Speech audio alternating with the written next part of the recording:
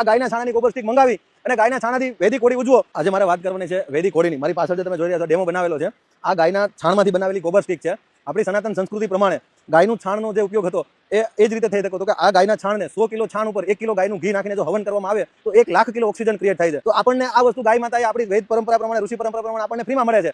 ફક્ત જરૂરિયાત છે તો આપણી અવેરનેસની, આપણી જાગૃતતાની। તો મિત્રો, મારી આપ સર્વેને નમ્ર વિનંતી છે કે હમણાં ટૂંક સમયમાં નજીકના દિવસોમાં આપણો હોળિકા દહનનો પર્વ આવી રહ્યો છે। તો આ આપના નજીકના કોઈ પણ જગ્યાએ લાકડાથી હોળી થાય છે ત્યાં આ ગાયના છાણાની ગોબર સ્ટીક મંગાવી અને ગાયના છાણાથી વૈદિક હોળી ઉજવો, જેથી કરીને ગાયના છાણનો આવી રીતે ઉપયોગ થશે તો ગાય આત્મનિર્ભર બનશે। જે ગાય દૂધ નથી આપતી એ ગાય ગોબર તો આપે છે। બીજું કામ થશે કે પર્યાવરણની અંદર વાતાવરણ શુદ્ધિકરણનું કામ થશે। અને ત્રીજું કામ થશે કે આજે 500 કિલો આપણે ગાયના છાણનું હવન કરીએ એની જગ્યાએ 500 કિલો જો લાકડા બાળીએ તો ક્યાંક ને ક્યાંક આપણે 25 વર્ષનું એક ઝાડને કાપવું પડે છે, જે ઝાડને મોટું થતા 25 વર્ષ લાગે। પણ આજે આપણે આપણી સોસાયટીમાં લાકડાની હોળિકા દહન કરશું તો ક્યાંક ને ક્યાંક પૃથ્વી ઉપર એક ઝાડનું આપણે નિકંદન કાઢીએ છીએ। તો મારી આપ સર્વને નમ્ર વિનંતી છે કે આપણે આજુબાજુમાં કોઈ પણ જગ્યાએ લાકડાની હોળી થતી હોય તો એના આયોજક મિત્રોને આ વિડીયો પહોંચાડો, આ રીલ પહોંચાડો અને ત્યાં ગાયના છાણની હોળીનું આયોજન થાય એવું આપ સર્વને મારી નમ્ર વિનંતી છે।